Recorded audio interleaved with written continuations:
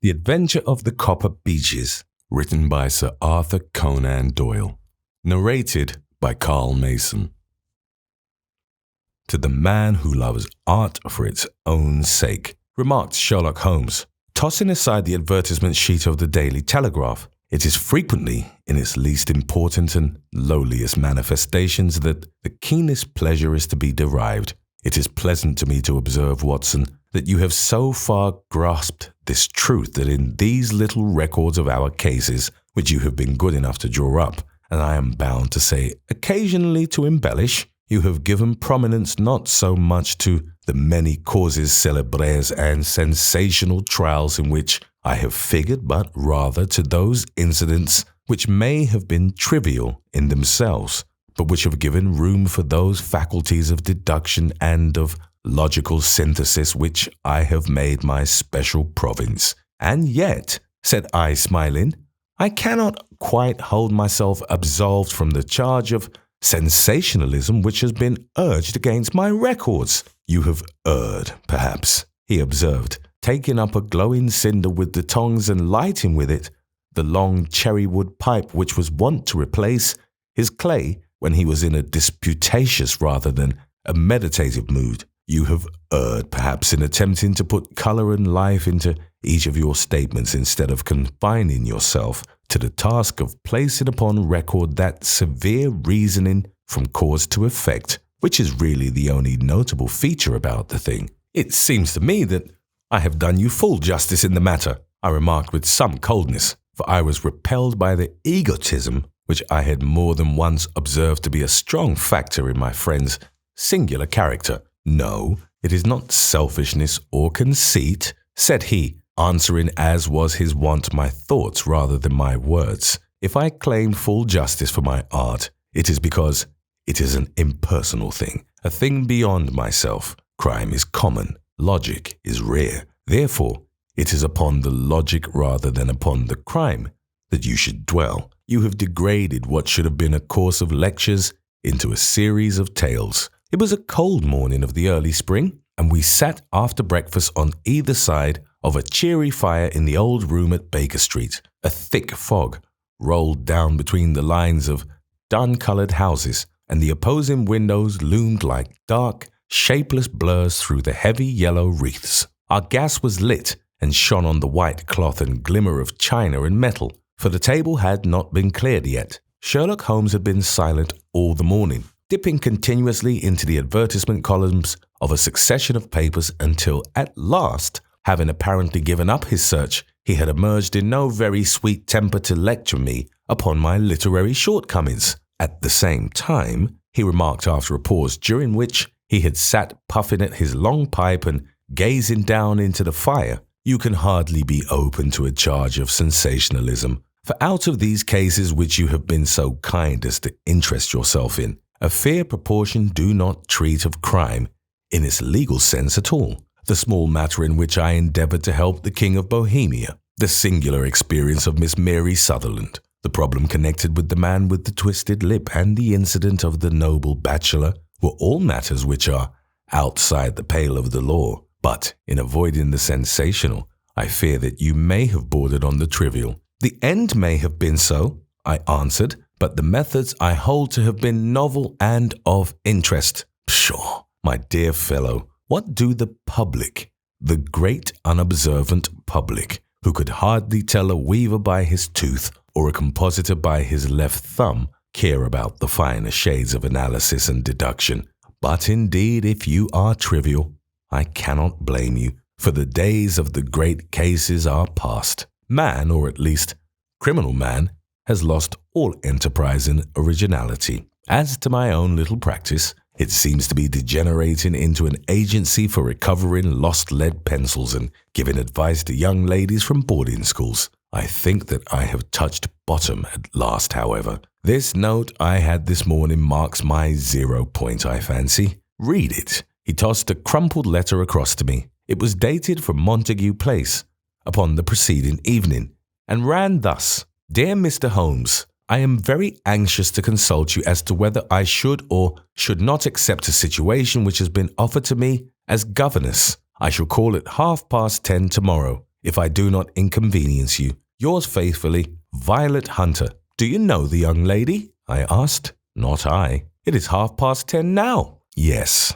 and I have no doubt that is her ring. It may turn out to be of more interest than you think. You remember that the affair of the blue carbuncle, which appeared to be a mere whim at first, developed into a serious investigation. It may be so in this case also. Well, let us hope so. But our doubts will very soon be solved, for here, unless I am much mistaken, is the person in question. As he spoke, the door opened and a young lady entered the room. She was plainly but neatly dressed, with a bright, quick face, freckled like a plover's egg, and with the brisk manner of a woman who has had her own way to make in the world. You will excuse my troubling you, I am sure, she said as my companion rose to greet her. But I have had a very strange experience, and as I have no parents or relations of any sort from whom I could ask advice, I thought that perhaps you would be kind enough to tell me what I should do. Pray take a seat, Miss Hunter. I shall be happy to do anything that I can to serve you. I could see that Holmes was favorably impressed by the manner and speech of his new client. He looked her over in his searching fashion and then composed himself with his lids drooping and his fingertips together to listen to her story. I have been a governess for 5 years, said she, in the family of Colonel Spence Munro. But 2 months ago the Colonel received an appointment at Halifax in Nova Scotia and took his children over to America with him, so that I found myself without a situation. I advertised and I answered advertisements, but without success. At last the little money which I had saved began to run short, and I was at my wits' end as to what I should do. There is a well-known agency for governesses in the West End called Westerways, and there I used to call about once a week in order to see whether anything had turned up which might suit me. Westerway was the name of the founder of the business, but it is really managed by Miss Stoper. She sits in her own little office, and the ladies who are seeking employment wait in an anteroom and are then shown in one by one, where she consults her ledgers and sees whether she has anything which would suit them. Well, when I called last week I was shown into the little office as usual, but I found that Miss Stoper was not alone. A prodigiously stout man with a very smiling face and a great heavy chin which rolled down in fold upon fold over his throat, sat at her elbow with a pair of glasses on his nose, looking very earnestly at the ladies who entered. As I came in, he gave quite a jump in his chair and turned quickly to Miss Stoper.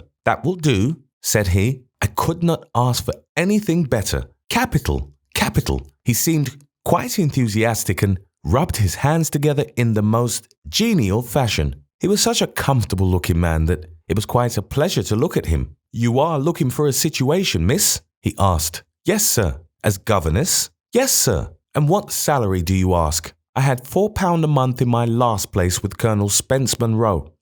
"Oh, tut, tut. Sweating, rank sweating," he cried, throwing his fat hands out into the air like a man who is in a boiling passion. "How could anyone offer so pitiful a sum to a lady with such attractions and accomplishments?" "My accomplishments, sir, may be less than you imagine," said I. "A little French, a little German, music and drawing." "Tut, tut," he cried. "This is all quite beside the question. The point is, have you or have you not the bearing and deportment of a lady? There it is in a nutshell. If you have not, you are not fitted for the rearing of a child who may some day play a considerable part in the history of the country. But if you have, why then, how could any gentleman ask you to condescend to accept anything under the 3 figures? Your salary with me, madam, would commence at £100 a year. You may imagine, Mr. Holmes, that to me, destitute as I was, such an offer seemed almost too good to be true. The gentleman, however, seeing perhaps the look of incredulity upon my face, opened a pocket-book and took out a note. "It is also my custom," said he, smiling in the most pleasant fashion until his eyes were just 2 little shining slits amid the white creases of his face, "to advance to my young ladies half their salary beforehand, so that they may meet any little expenses of their journey and their wardrobe." It seemed to me that I had never met so fascinating and so thoughtful a man. As I was already in debt to my tradesmen, the advance was a great convenience, and yet there was something unnatural about the whole transaction which made me wish to know a little more before I quite committed myself. "May I ask where you live, sir?" said I. "Hampshire. Charming rural place. The Copper Beeches, 5 miles on the far side of Winchester. It is the most lovely country, my dear young lady, and the dearest old country house. And my duties, sir, I should be glad to know what they would be. One child, one dear little romper, just 6 years old. Oh, if you could see him killing cockroaches with a slipper. Smack, smack, smack. 3 gone before you could wink." He leaned back in his chair and laughed his eyes into his head again. I was a little startled at the nature of the child's amusement, but the father's laughter made me think that perhaps he was joking. "My sole duties, then," I asked, "are to take charge of the single child?" No, not the sole. "Not the sole, my dear young lady," he cried. "Your duty would be, as I am sure your good sense would suggest, to obey any little commands my wife might give, provided always that they were such commands as a lady might with propriety obey. You see no difficulty, hey? I should be happy to make myself useful." "Quite so. In dress now, for example. We are faddy people, you know. Faddy but kind-hearted. If you were asked to wear any dress which we might give you, you would not object to our little whim, hey?" "No," said I, considerably astonished at his words. "Or to sit here or sit there, that would not be offensive to you?"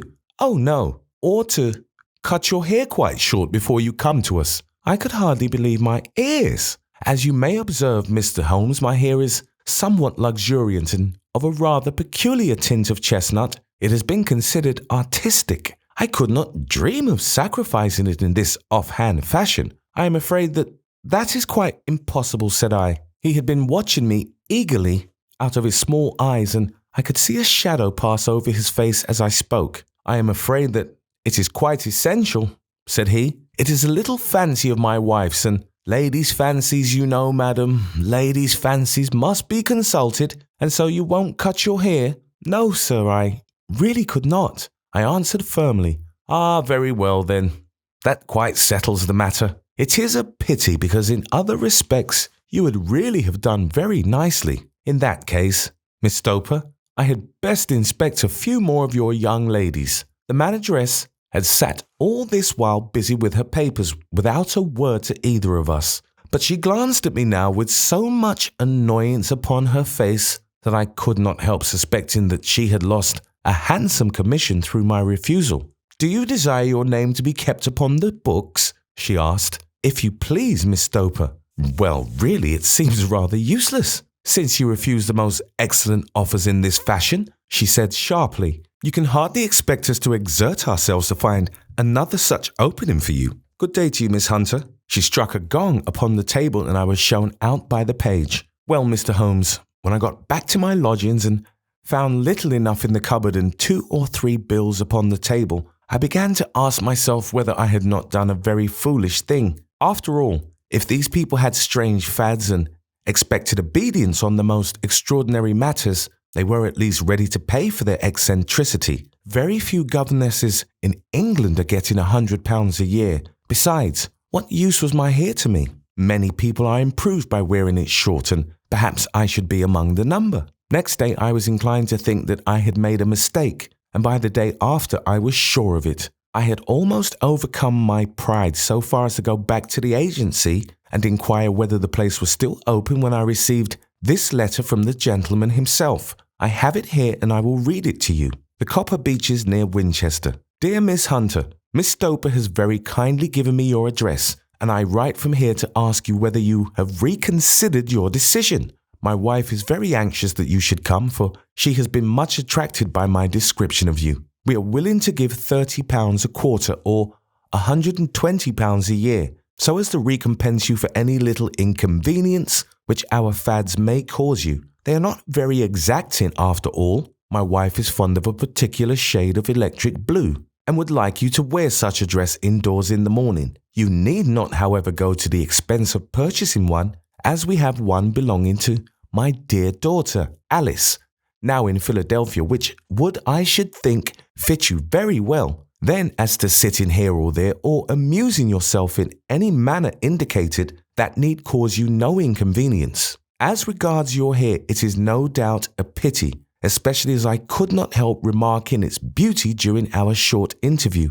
but I am afraid that I must remain firm upon this point, and I only hope that the increased salary may recompense you for the loss.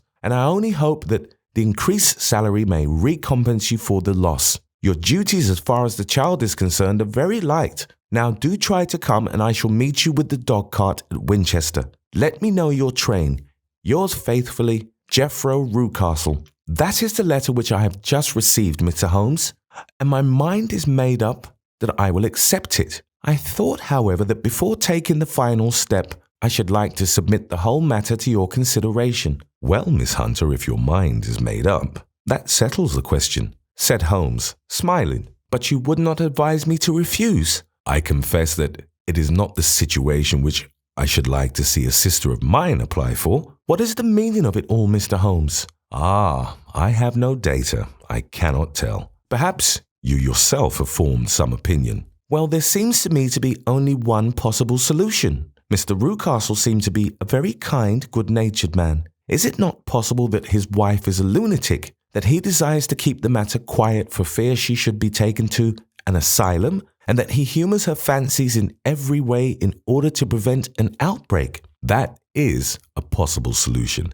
In fact, as matters stand, it is the most probable one. But in any case, it does not seem to be a nice household for a young lady. But the money, Mr. Holmes, the money! Well, yes, of course, the pay is good, too good. That is what makes me uneasy. Why should they give you £120 a year when they could have their pick for £40? There must be some strong reason behind it. I thought that if I told you the circumstances, you would understand afterwards if I wanted your help.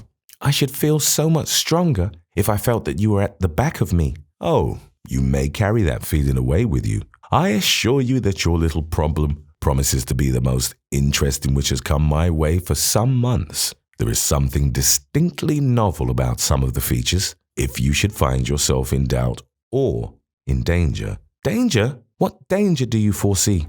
Holmes shook his head gravely. It would cease to be a danger if we could define it, said he. But at any time, day or night, a telegram would bring me down to your help. That is enough. She rose briskly from her chair with the anxiety all swept from her face. I shall go down to Hampshire quite easy in my mind now. I shall write to Mr. Rucastle at once, sacrifice my poor hair tonight and start for Winchester tomorrow. With a few grateful words to Holmes, she bade us both good night and bustled off upon her way. At least, said I as we heard her quick, firm steps descending the stairs, she seems to be a young lady who is very well able to take care of herself, and she would need to be, said Holmes gravely. I am much mistaken if we do not hear from her before many days are past. It was not very long before my friend's prediction was fulfilled. A fortnight went by during which I frequently found my thoughts turning in her direction and wondering what strange side alley of human experience this lonely woman had strayed into. The unusual salary, the curious conditions, the light duties all pointed to something abnormal, though whether a fad or a plot or whether the man were a philanthropist or a villain, it was quite beyond my powers to determine. As to Holmes, I observed that he sat frequently for half an hour on end with knitted brows and an abstracted air, but he swept the matter away with a wave of his hand when I mentioned it. Data, data, data, he cried impatiently. I can't make bricks without clay. And yet, he would always wind up by muttering that no sister of his should ever have accepted such a situation. The telegram which we eventually received came late one night just as I was thinking of turning in, and Holmes was settling down to one of those all-night chemical researches which he frequently indulged in, when I would leave him stooping over a retort and a test tube at night and find him in the same position when I came down to breakfast in the morning. He opened the yellow envelope and then, glancing at the message, threw it across to me. Just look up the trains in Bradshaw, said he, and turned back to his chemical studies. The summons was a brief and urgent one. Please be at the Black Swan Hotel at Winchester at midday tomorrow, it said. Do come. I am at my wit's end. Hunter, will you come with me? Asked Holmes, glancing up. I should wish to. Just look it up then. There is a train at 9:30, said I, glancing over my Bradshaw. It is due at Winchester at 11:30. That will do very nicely. then perhaps I had better postpone my analysis of the acetones, as we may need to be at our best in the morning. By 11 o'clock the next day we were well upon our way to the old English capital. Holmes had been buried in the morning papers all the way down, but after we had passed the Hampshire border, he threw them down and began to admire the scenery. It was an ideal spring day, a light blue sky, flecked with little fleecy white clouds drifting across from west to east. The sun was shining very brightly, and yet there was an exhilarating nip in the air, which set an edge to a man's energy. All over the countryside, away to the rolling hills around Aldershot, the little red and grey roofs of the farmsteadings peeped out from amid the light green of the new foliage. "Are they not fresh and beautiful?" I cried with all the enthusiasm of a man fresh from the fogs of Baker Street. But Holmes shook his head gravely. "Do you know, Watson," said he, "that it is one of the curses of a mind with a turn like mine, that I must look at everything with reference to my own special subject. You look at these scattered houses and you are impressed by their beauty. I look at them, and the only thought which comes to me is a feeling of their isolation and of the impunity with which crime may be committed there." "Good heavens!" I cried. "Who would associate crime with these dear old homesteads?" "They always fill me with a certain horror. It is my belief, Watson, founded upon my experience, that the lowest and vilest alleys in London do not present a more dreadful record of sin than does the smiling and beautiful countryside." "You horrify me!" "But the reason is very obvious. The pressure of public opinion can do in the town what the law cannot accomplish. There is no lane so vile that the scream of a tortured child or the thud of a drunkard's blow does not beget sympathy and indignation among the neighbors, and then the whole machinery of justice is ever so close that a word of complaint can set it going, and there is but a step between the crime and the dock. But look at these lonely houses, each in its own fields, filled for the most part with poor ignorant folk who know little of the law. Think of the deeds of hellish cruelty, the hidden wickedness which may go on year in, year out, in such places, and none the wiser. Had this lady who appeals to us for help gone to live in Winchester, I should never have had a fear for her. It is the 5 miles of country which makes the danger. Still, it is clear that she is not personally threatened. No, if she can come to Winchester to meet us, she can get away." "Quite so. She has her freedom." "What can be the matter then? Can you suggest no explanation?" "I have devised 7 separate explanations, each of which would cover the facts as far as we know them. But which of these is correct can only be determined by the fresh information which we shall no doubt find waiting for us. Well, there is the tower of the cathedral, and we shall soon learn all that Miss Hunter has to tell. The Black Swan is an inn of repute in the High Street, at no distance from the station, and there we found the young lady waiting for us. She had engaged a sitting room, and our lunch awaited us upon the table. "I am so delighted that you have come," she said earnestly. "It is so very kind of you both, but indeed I do not know what I should do. Your advice will be altogether invaluable to me. Pray, tell us what has happened to you." "I will do so, and I must be quick, for I have promised Mr. Rucastle to be back before 3. I got his leave to come into town this morning, though he little knew for what purpose." "Let us have everything in its due order." Holmes thrust his long, thin legs out towards the fire and composed himself to listen. "In the first place, I may say that I have met on the whole with no actual ill treatment from Mr. and Mrs. Rucastle. It is only fair to them to say that, but I cannot understand them, and I am not easy in my mind about them." "What can you not understand?" "Their reasons for their conduct. But you shall have it all just as it occurred.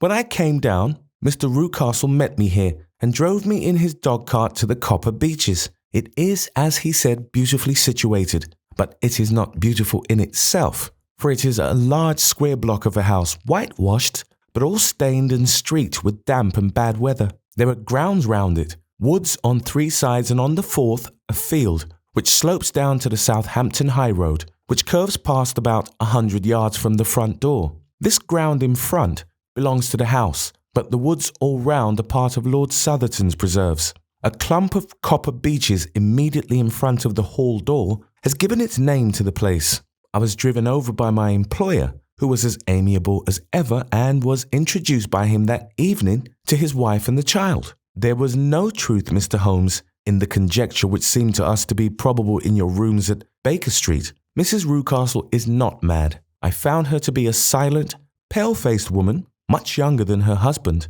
not more than 30, I should think, while he can hardly be less than 45. From their conversation, I have gathered that they have been married about 7 years, that he was a widower, and that his only child by the first wife was the daughter who has gone to Philadelphia. Mr. Rucastle told me in private that the reason why she had left them was that she had an unreasoning aversion to her stepmother. As the daughter could not have been less than 20, I can quite imagine that her position must have been uncomfortable with her father's young wife. Mrs. Rucastle seemed to me to be colourless in mind as well as in feature.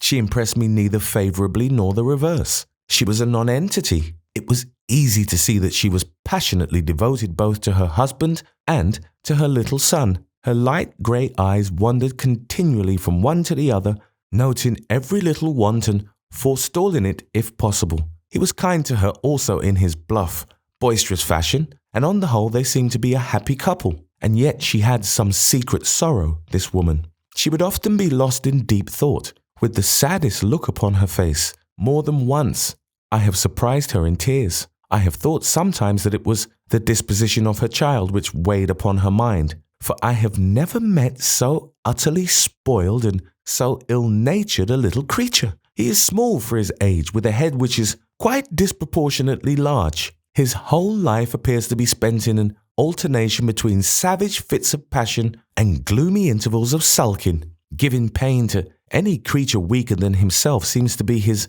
one idea of amusement, and he shows quite remarkable talent in planning the capture of mice, little birds, and insects. But I would rather not talk about the creature, Mr. Holmes, and indeed, he has little to do with my story. I am glad of all details, remarked my friend, whether they seem to you to be relevant or not. I shall try not to miss anything of importance. The one unpleasant thing about the house which struck me at once was the appearance and conduct of the servants. There are only two, a man and his wife. Toller, for that is his name, is a rough, uncouth man, with grizzled hair and whiskers and a perpetual smell of drink. Twice since I have been with him, he has been quite drunk, and yet Mr. Rucastle seemed to take no notice of it. His wife is a very tall and strong woman with a sour face, as silent as Mrs. Rucastle and much less amiable. They are a most unpleasant couple, but fortunately I spend most of my time in the nursery and my own room, which are next to each other in one corner of the building. For 2 days after my arrival at the Copper Beeches, my life was very quiet. On the third, Mrs. Rucastle came down just after breakfast and whispered something to her husband. "Oh yes," said he, turning to me, "we are very much obliged to you, Miss Hunter, for falling in with our whims so far as to cut your hair. I assure you that it has not detracted in the tiniest iota from your appearance.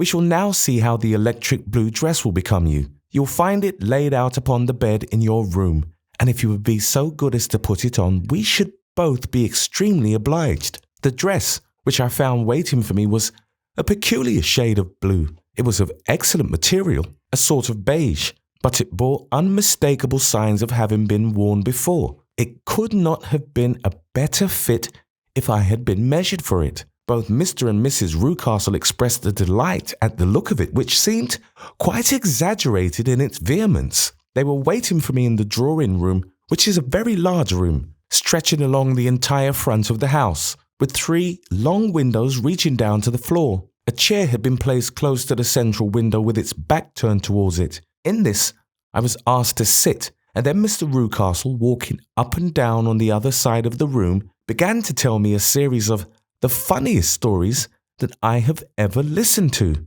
You cannot imagine how comical he was, and I laughed until I was quite weary. Mrs. Rucastle, however, who has evidently no sense of humour, never so much as smiled, but sat with her hands in her lap and a sad, anxious look upon her face. After an hour or so, Mr. Rucastle suddenly remarked that it was time to commence the duties of the day, and that I might change my dress and go to little Edward in the nursery. 2 days later, this same performance was gone through under exactly similar circumstances. Again, I changed my dress, again I sat in the window, and again I laughed very heartily at the funny stories of which my employer had an immense repertoire and which he told inimitably. Then he handed me a yellow-backed novel, and moving my chair a little sideways, that my own shadow might not fall upon the page, he begged me to read aloud to him. I read for about 10 minutes, beginning in the heart of a chapter, and then, suddenly in the middle of a sentence, he ordered me to cease and to change my dress. You can easily imagine, Mr. Holmes, how curious I became as to what the meaning of this extraordinary performance could possibly be. They were always very careful, I observed, to turn my face away from the window, so that I became consumed with the desire to see what was going on behind my back. At first it seemed to be impossible, but I soon devised a means. My hand mirror had been broken, so a happy thought seized me, and I concealed a piece of the glass in my handkerchief. On the next occasion, in the midst of my laughter, I put my handkerchief up to my eyes and was able, with a little management, to see all that there was behind me. I confess that I was disappointed. There was nothing. At least, that was my first impression. At the second glance, however, I perceived that there was a man standing in the Southampton Road, a small, bearded man in a grey suit, who seemed to be looking in my direction. The road is an important highway, and there are usually people there.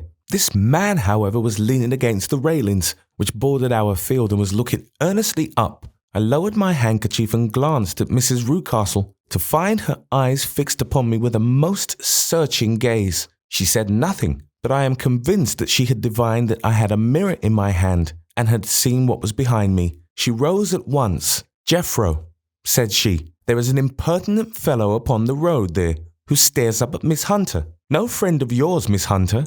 he asked. "No, I know no one in these parts." "Dear me, how very impertinent! Kindly turn round and motion to him to go away. Surely it would be better to take no notice." No.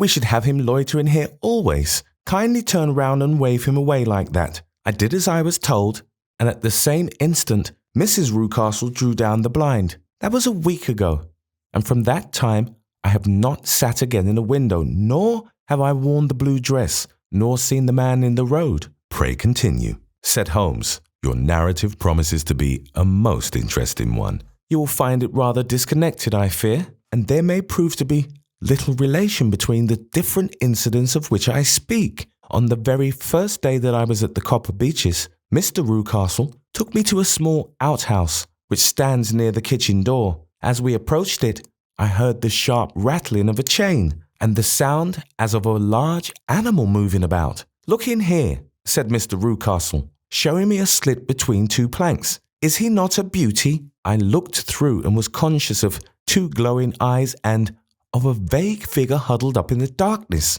"Don't be frightened," said my employer, laughing at the start which I had given. "It's only Carlo, my mastiff.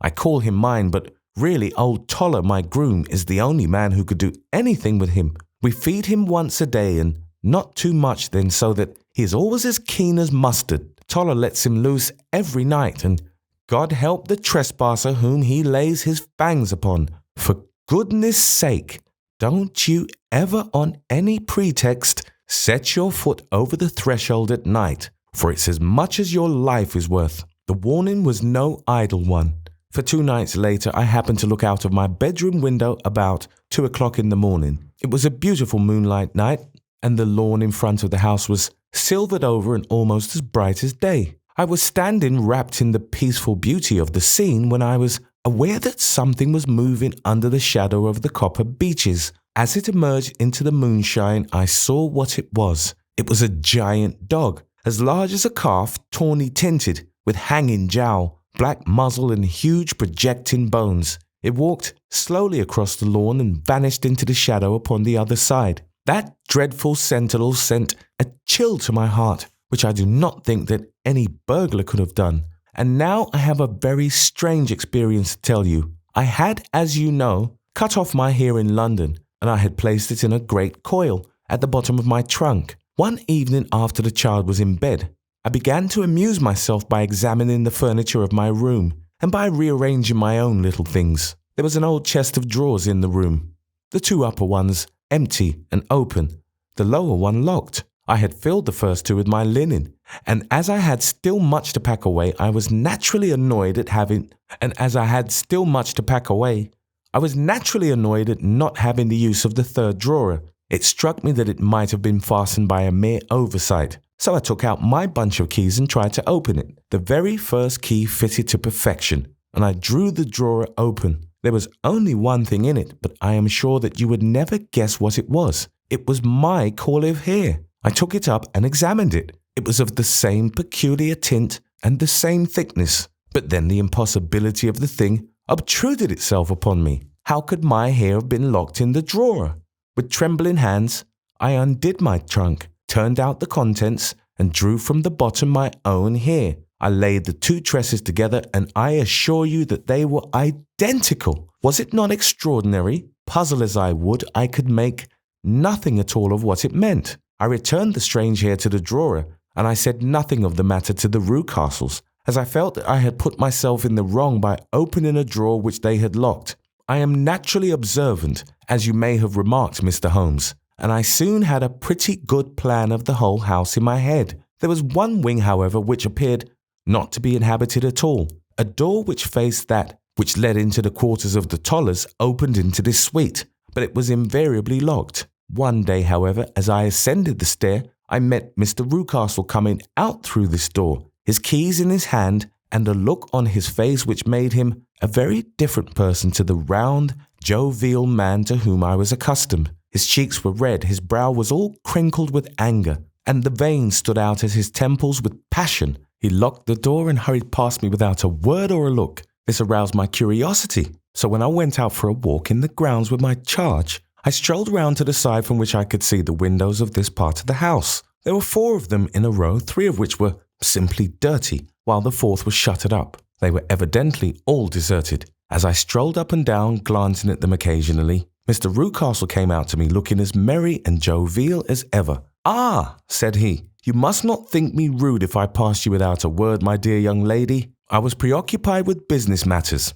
I assured him that I was not offended. "By the way," said I, "you seem to have quite a suite of spare rooms up there, and one of them has the shutters up." He looked surprised and, as it seemed to me, a little startled at my remark. "Photography is one of my hobbies," said he. "I have made my dark room up there. But dear me, what an observant young lady we have come upon. Who would have believed it? Who would have ever believed it?" He spoke in a jesting tone, but there was no jest in his eyes as he looked at me. I read suspicion there and annoyance, but no jest. Well, Mr. Holmes, from the moment that I understood that there was something about that suite of rooms which I was not to know, I was all on fire to go over them. It was not mere curiosity, though I had my share of that. It was more a feeling of duty, a feeling that some good might come from my penetrating to this place. They talk of woman's instinct. Perhaps it was woman's instinct which gave me that feeling. At any rate, it was there, and I was keenly on the lookout for any chance to pass the forbidden door. It was only yesterday that the chance came. I may tell you that besides Mr. Rucastle, both Toller and his wife find something to do in these deserted rooms, and I once saw him carrying a large black linen bag with him through the door. Recently he has been drinking hard, and yesterday evening he was very drunk, and when I came upstairs there was the key in the door. I have no doubt at all that he had left it there. Mr. and Mrs. Rucastle were both downstairs, and the child was with them, so that I had an admirable opportunity. I turned the key gently in the lock, opened the door and slipped through. There was a little passage in front of me, unpapered and uncarpeted, which turned at a right angle at the farther end. Round this corner were 3 doors in a line, the first and third of which were open. They each led into an empty room, dusty and cheerless, with 2 windows in the one and one in the other so thick with dirt that the evening light glimmered dimly through them. The centre door was closed, and across the outside of it had been fastened one of the broad bars of an iron bed, padlocked at one end to a ring in the wall, and fastened at the other with stout cord. The door itself was locked as well, and the key was not there.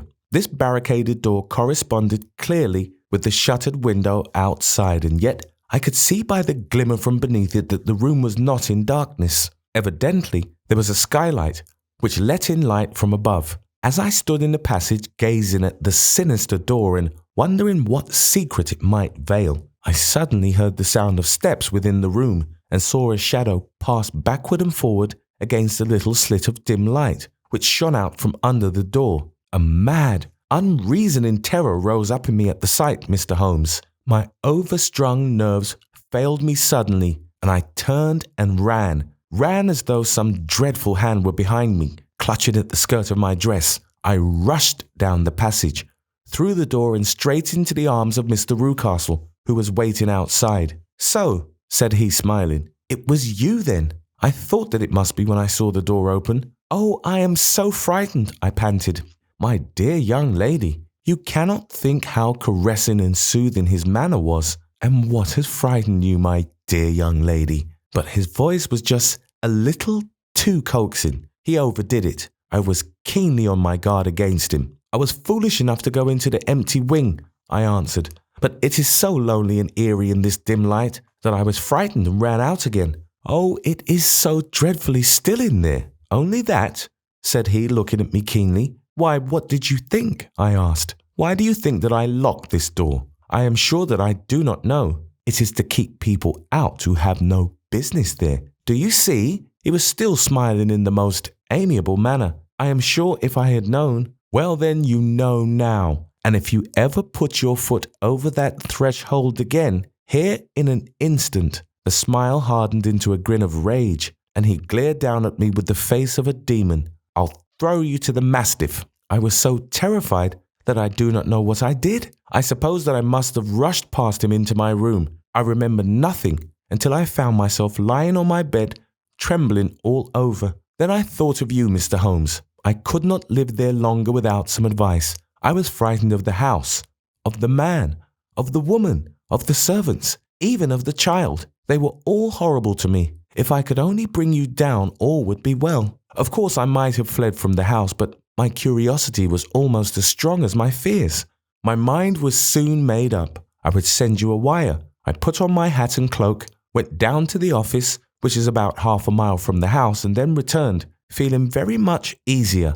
A horrible doubt came into my mind as I approached the door, lest the dog might be loose. But I remembered that Toller had drunk himself into a state of insensibility that evening, and I knew that he was the only one in the household who had any influence with the savage creature, or who would venture to set him free. I slipped in safety and lay awake half the night in my joy at the thought of seeing you. I had no difficulty in getting leave to come into Winchester this morning, but I must be back before 3 o'clock, for Mr. and Mrs. Rucastle are going on a visit and will be away all the evening, so that I must look after the child. Now I have told you all my adventures, Mr. Holmes, and I should be very glad if you could tell me what it all means and, above all, what I should do." Holmes and I had listened spellbound to this extraordinary story. My friend rose now and paced up and down the room, his hands in his pockets and an expression of the most profound gravity upon his face. "Is Toller still drunk?" he asked. "Yes, I heard his wife tell Mrs. Rucastle that she could do nothing with him." "That is well.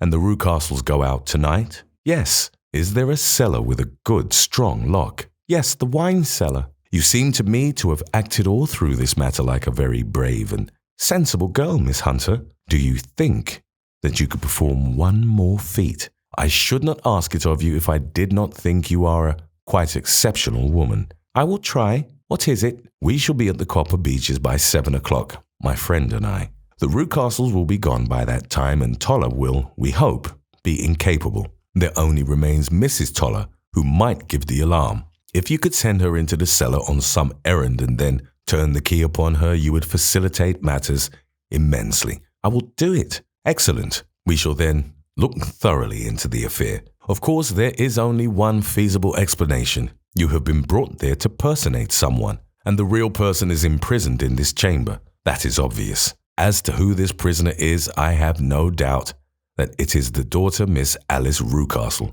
if I remember right, who was said to have gone to America. You were chosen, doubtless, as resembling her in height, figure, and the color of your hair. Hers had been cut off, very possibly in some illness through which she has passed, and so, of course, yours had to be sacrificed also. By a curious chance, you came upon her tresses. The man in the road was undoubtedly some friend of hers, possibly her fiancé, and no doubt, as you wore the girl's dress and were so like her, he was convinced from your laughter whenever he saw you, and afterwards from your gesture that Miss Rucastle was perfectly happy and that she no longer desired his attentions. The dog is let loose at night to prevent him from endeavoring to communicate with her. So much is fairly clear. The most serious point in this case is the disposition of the child. What on earth has that to do with it? I ejaculated. My dear Watson, you as a medical man are continually gaining light as to the tendencies of a child by the study of the parents. Don't you see that the converse is equally valid?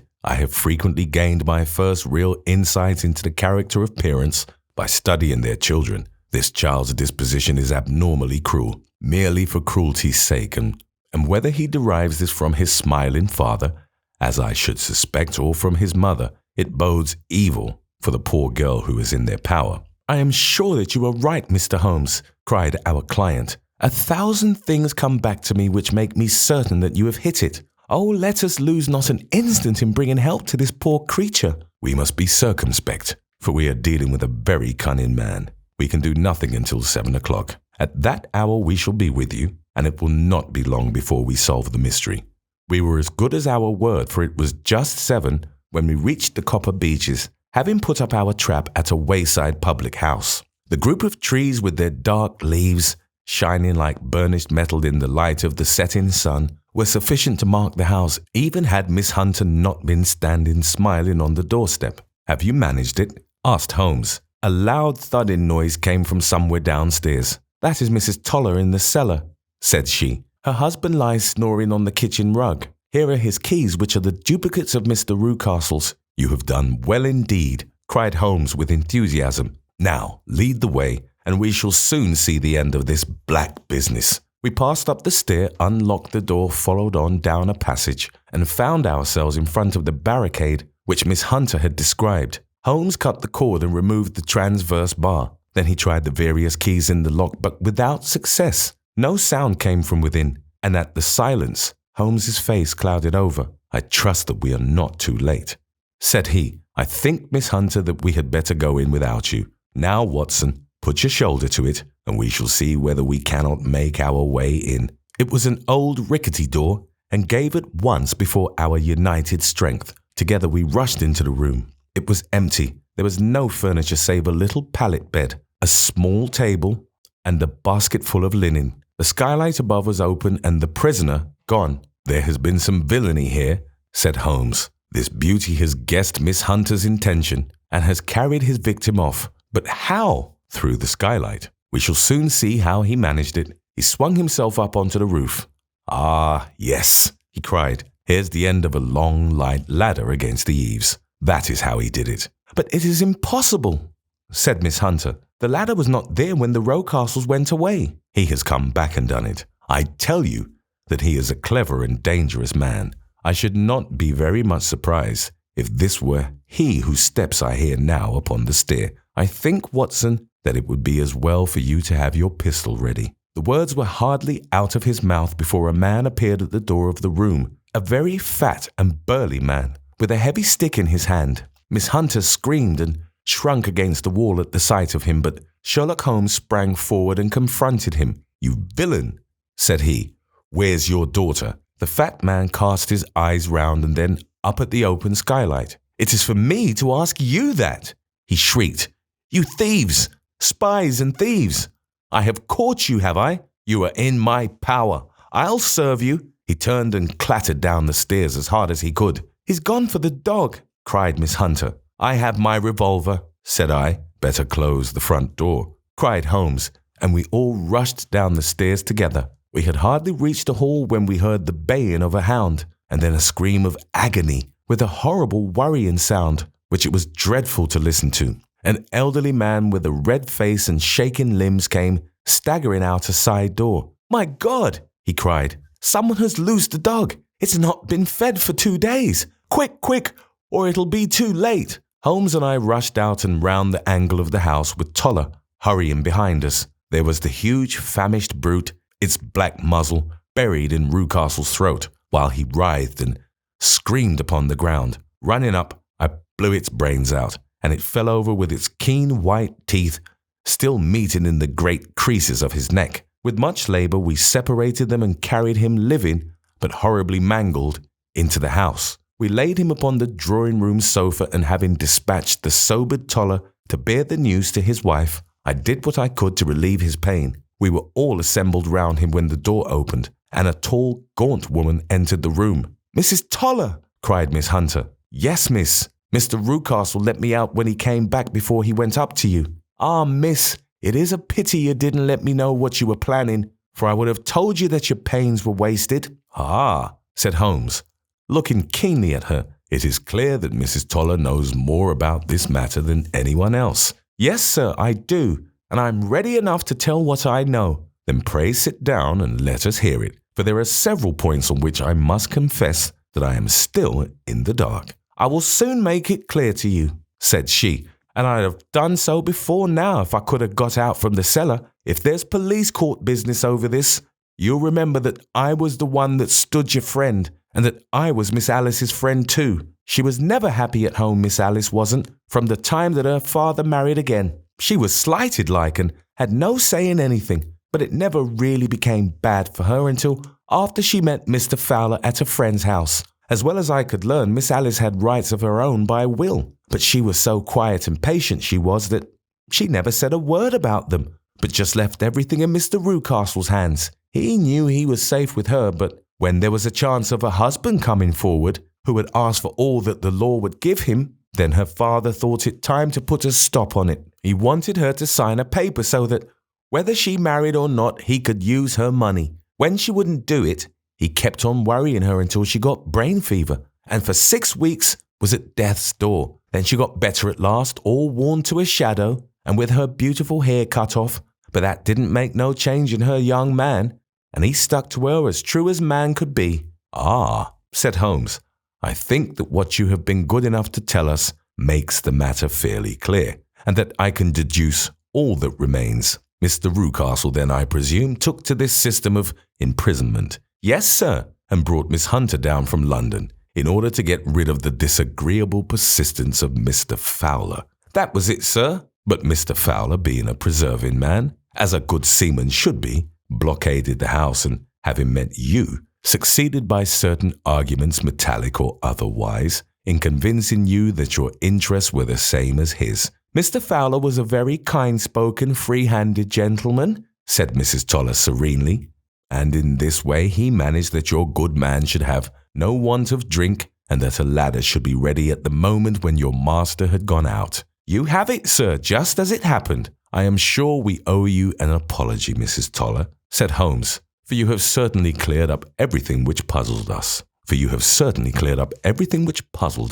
And here comes the country surgeon and Mrs. Rucastle, so I think, Watson, that we had best escort Miss Hunter back to Winchester, as it seems to me that our locus standi now is rather a questionable one." And thus was solved the mystery of the sinister house with the copper Beeches in front of the door. Mr. Rucastle survived, but was always a broken man, kept alive solely through the care of his devoted wife. They still live with their old servants, who probably know so much of Rucastle's past life that he finds it difficult to part from them. Mr. Fowler and Miss Rucastle were married by special license in Southampton the day after their flight, and he is now the holder of a government appointment in the island of Mauritius. As to Miss Violent Hunter, my friend Holmes, rather to my disappointment, manifested no further interest in her when once she had ceased to be the centre of one of his problems, and she is now the head of a private school at Walsall, where I believe